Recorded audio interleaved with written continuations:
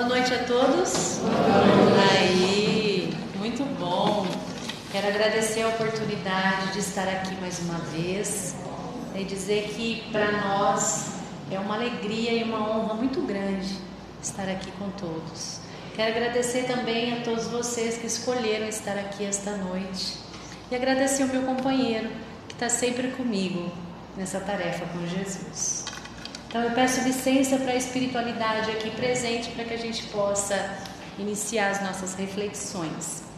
Então que Jesus nos inspire a todos, né? Que nós possamos sentir essa força consoladora e transformadora em nossas vidas, dessa doutrina que se apresenta para nós como aquele consolador que no passado foi prometido por Jesus e que enfim trouxe para toda a humanidade terrestre novos horizontes tão grandiosos acerca da vida, do universo, do próprio Criador, da sua obra e das lições de Jesus e tantos outros ensinamentos.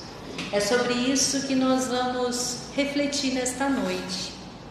Buscar compreender melhor o capítulo 6 do Evangelho segundo o Espiritismo, o Cristo Consolador.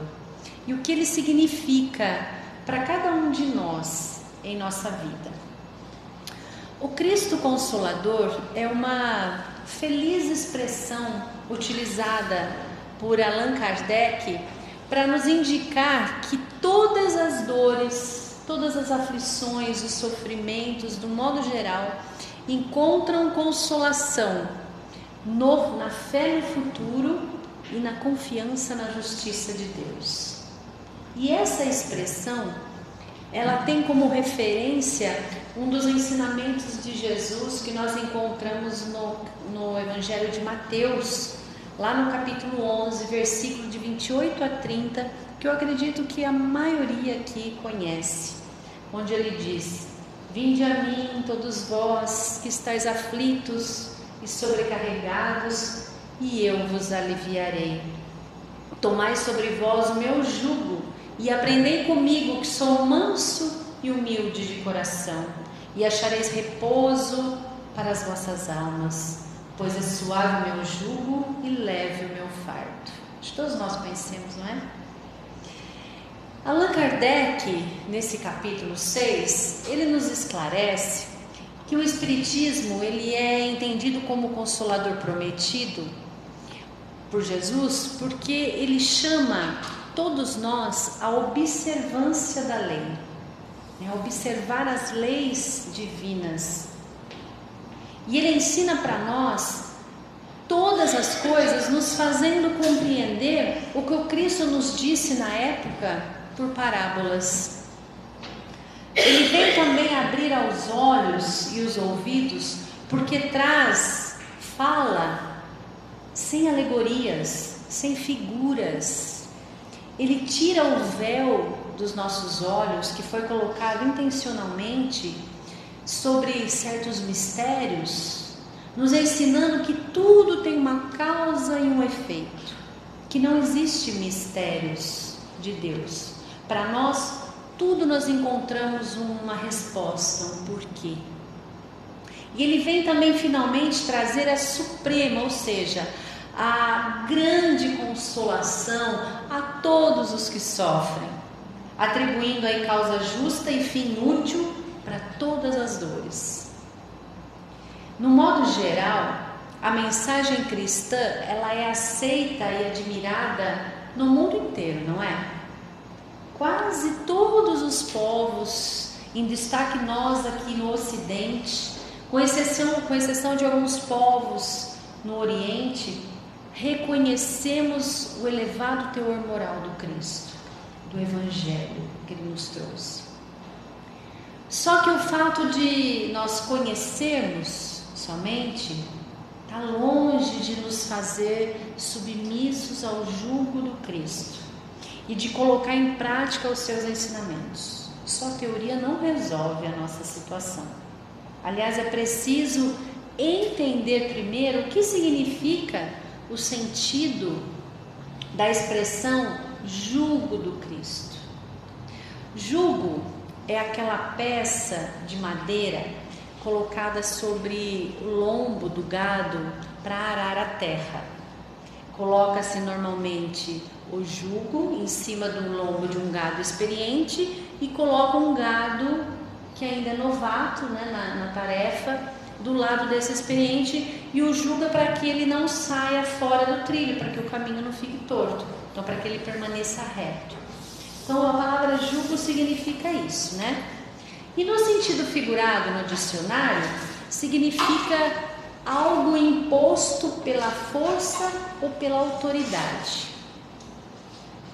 Mas aqui o jugo do Cristo, ele não tem essa imposição, né, essa força.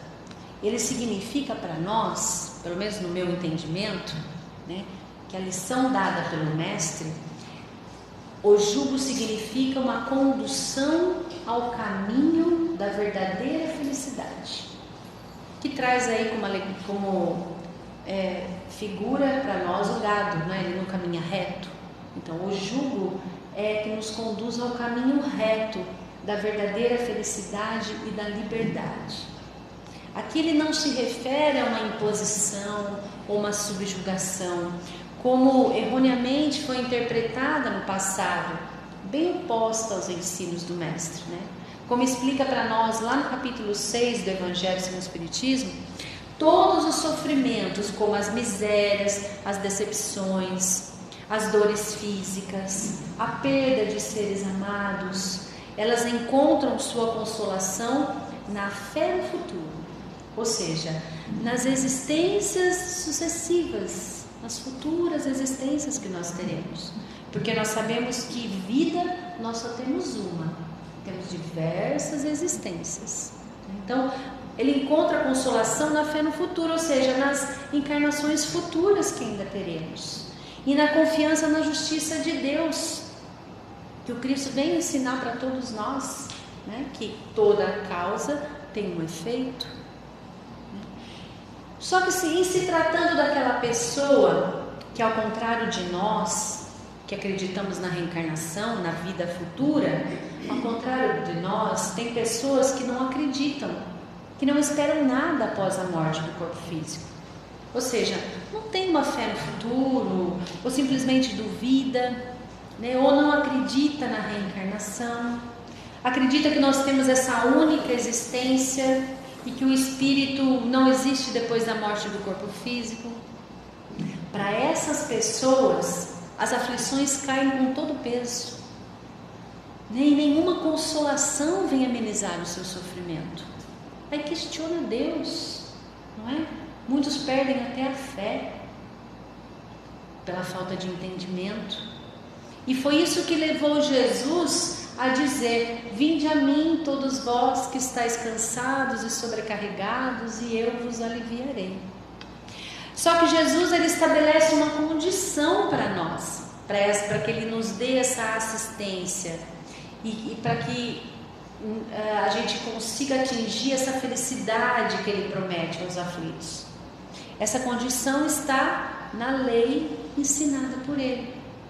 Então o seu jugo é a observância dessa lei, e esse jugo é leve e suave quando a gente caminha corretamente, reto, né? Seguindo a lei que ele nos traz, seguindo as regras divinas que nós conhecemos. E ele só nos pede uma condição, a condição que é, como dever, nós temos o amor e a caridade. Então nós vemos que a ideia aqui de mudança, de entendimento desse amor e dessa caridade é sempre individual. A decisão de transformar-se para melhor é sempre individual. Cada pessoa, com os recursos que tem, onde e como viva, tem condições de se renovar espiritualmente, se libertando aí dos ciclos viciosos de errar e acertar. Senão fica aquele processo, aquele ciclo, onde a gente erra, vai no mundo espiritual, reconhece o erro, volta, quer reparar, aí esquece, comete de novo o mesmo erro. Então, quando a gente se transforma ainda aqui encarnado, esse ciclo é quebrado e começa uma nova etapa da nossa vida. E isso é determinado pela lei de causa e efeito. Então, se a gente quer atingir a felicidade, quer ter realmente a consolação do Cristo, nós precisamos mudar a forma de agir, de pensar aqui ainda encarnado. Então é preciso trabalhar em nós a boa vontade e empenhar-se no próprio esforço evolutivo. Colaborar com os demais, mas buscando a individualidade de cada um, a mudança íntima de cada um. E a gente sabe, né? Não há dúvida de que esse processo de melhoria espiritual, ele é doloroso, ele é sofrido, ele é lento, porque a natureza não dá salto. Especialmente quando se trata de nós, espíritos seriamente comprometidos com a lei de Deus, que é o nosso caso, por essa razão que nós estamos aqui reencarnados num mundo de expiações e provas. Só que os recursos divinos, eles são inesgotáveis, e a gente pode com eles encontrar uma nova direção para a nossa existência. As provações que muitos de nós passamos aqui, elas apresentam para nós oportunidade de aprendizado que, se bem aproveitada, vão impulsionar o nosso progresso espiritual, no âmbito individual e no coletivo. E por outro lado, é sempre bom nós termos em mente que o crescimento espiritual nosso, de cada um, não acontece apenas pelo caminho da dor, do sofrimento, mas também pelo exercício do amor, como nos ensina o apóstolo Pedro em sua primeira epístola, onde ele diz: acima de tudo, cultivai com todo ardor o amor mútuo, porque o amor cobre a multidão de pecados. E de que pecado Pedro está falando aqui? Dos nossos erros, dos equívocos que nós cometemos no passado, nas existências passadas. Nós trazemos tudo que dentro de nós. Ele reverbera nessa existência aqui, né? Então, quando nós vamos exercitando esse amor ao outro e a nós mesmos, que não podemos esquecer de nós, né? Porque amar a Deus, amar ao próximo como a si mesmo. Então a gente não pode esquecer de amar a nós primeiro, né? Para a gente conseguir amar ao outro.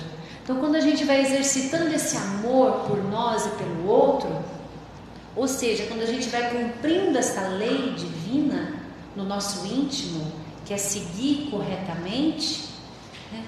A gente vai limpando essas impurezas que nós temos dentro de nós. E esse amor vai cobrindo a multidão de pecado que ainda carregamos, a multidão de erros que nós carregamos, que nós cometemos. Lá no livro Esperança, através de Chico, Emmanuel nos traz uma lição que nos deixa bem atento a essas orientações. Ele nos diz que através de numerosas encarnações nós temos sido os cristãos sem Cristo. Só que agora, com a doutrina espírita, ela nos revela por mentor claro e direto da nossa alma, nos ensinando a responsabilidade de viver.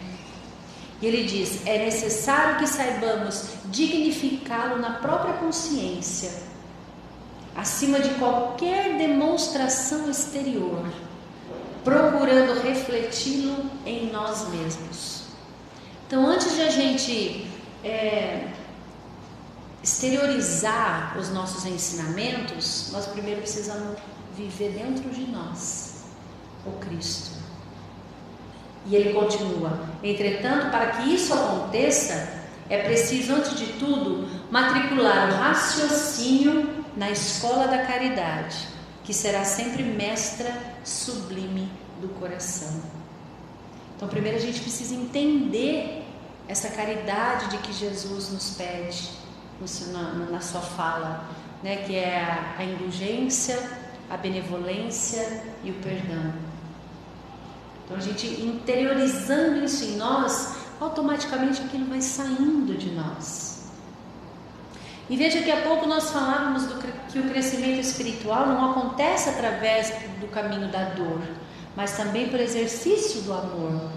E é o que nos ensinou e que nos ensina até hoje o Mestre Jesus.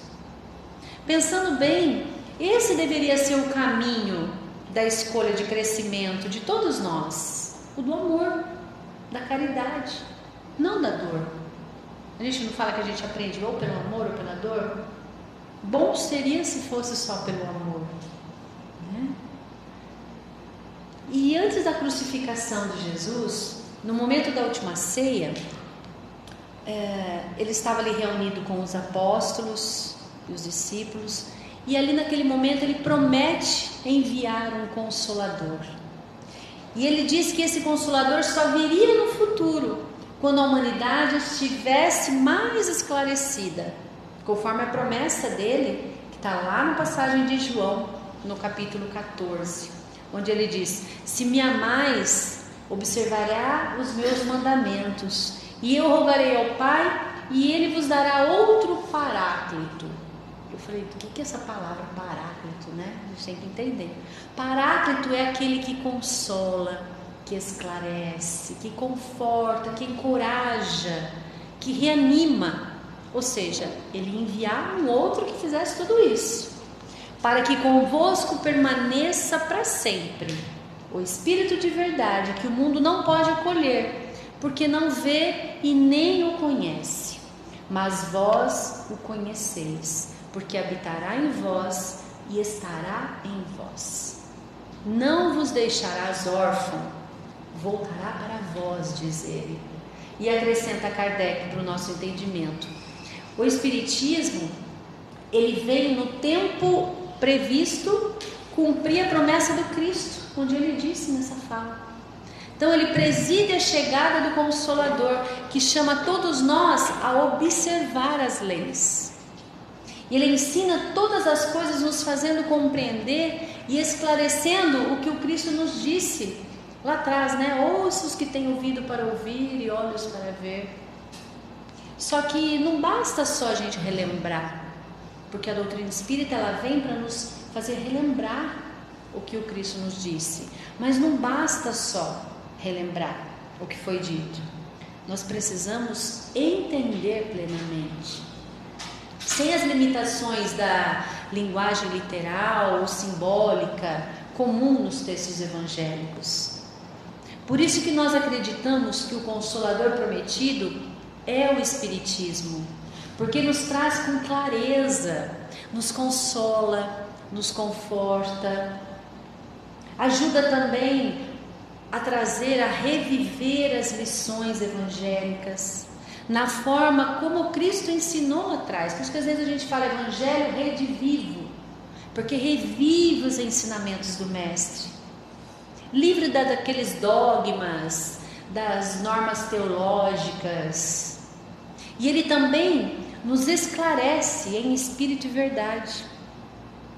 Por essa razão que eu sempre digo da importância de nós estudarmos a doutrina espírita, porque a doutrina espírita, estudando, não só nos traz conhecimento sobre o Evangelho, sobre o universo, sobre de onde viemos, quem somos, para onde vamos, mas também nos ajuda a nos conhecer melhor, a conhecer as leis divinas e a nos melhorarmos. Nós vamos percebendo então que o papel de Jesus não foi de um simples legislador, moralista, que sem outra autoridade senão a sua fala, as suas palavras.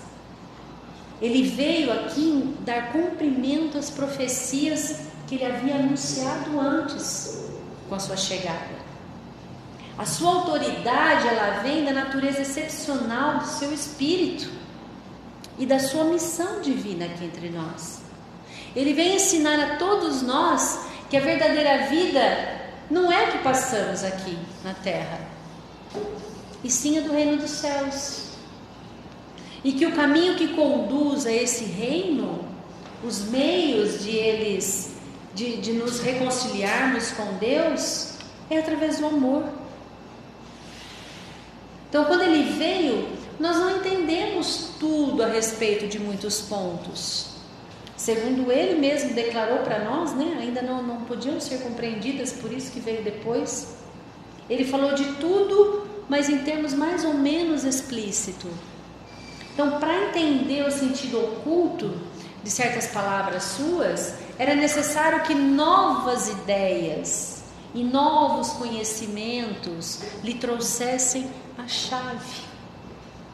Por essa razão que nós dissemos, acho que você já deve ter até ouvido, né? Que Kardec é a chave e Jesus é a porta, onde nós abrimos e conseguimos entender melhor. E essas ideias, elas não podiam surgir antes do espírito humano estivesse mais avançado, alcançado aí certo grau de maturidade. Nada é por acaso. Então a promessa do Cristo de enviar outro Consolador prende-se ao fato de que a humanidade não estava madura na época para entender essa essência e para entender as verdades dos seus ensinamentos. E a chegada do Consolador, ou seja, da doutrina espírita, ela também tem dupla finalidade na nossa vida: explicar e recordar os ensinamentos do Mestre. Como eu já disse, não de forma literal, como aconteceu ao longo dos séculos, mas nos ensinando como viver com o Cristo. Porque o Cristo não está longe, Ele não foi e vai voltar, Ele está conosco, Ele sempre esteve conosco, né? Então, a doutrina espírita, ela também tem o poder de ampliar os horizontes do entendimento nosso, favorecendo para nós a busca desses legítimos valores de libertação do espírito. Já nos disse João, né? Conhecereis a verdade e a verdade vos libertará. Libertará do quê? Libertará dos vícios, libertará das aflições. Quando nós vamos conhecendo a verdade, nós vamos nos consolando, nos amparando, acreditando numa vida futura, de que se hoje não está bom, amanhã vai melhorar. Ele representa para nós também a pura mensagem cristã, a doutrina espírita, porque ela explica e revive os ensinos do Mestre. E é uma mensagem de fácil entendimento, está destinada a todas as pessoas, sem exceções, que queiram buscar. E ao mesmo tempo que ela consola, que ela agasalha, que ela auxilia e esclarece a todos nós que passamos por aflições, ou que buscam somente um esclarecimento espiritual, ela aflige também os que estão mais confortáveis. Sim, sabe aqueles que ainda estão confortáveis demais nas suas velhas acomodações? É isso tudo para nos impulsionar de fato a nossa libertação, porque somente por meio dela, da libertação dos velhos hábitos, dos velhos conceitos, nós vamos alcançar aí a tal felicidade, e que ela possa ser verdadeiramente duradoura para nós, profunda, que nós não estaremos mais passíveis de perdê-la. Como diz Emmanuel no livro Coletânea do Além, em Espiritismo não basta crer, é preciso renovar-se.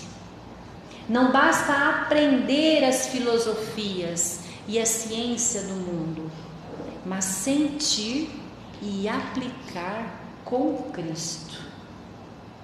Eu digo que existe 3 fases no Espiritismo.